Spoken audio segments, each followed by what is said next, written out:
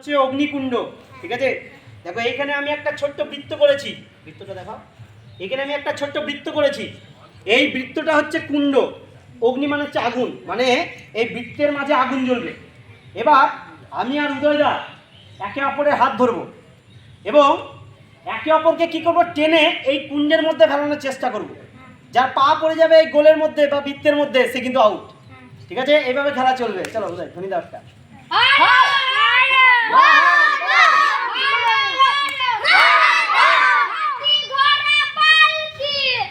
চলো আর না চলো ক্রু।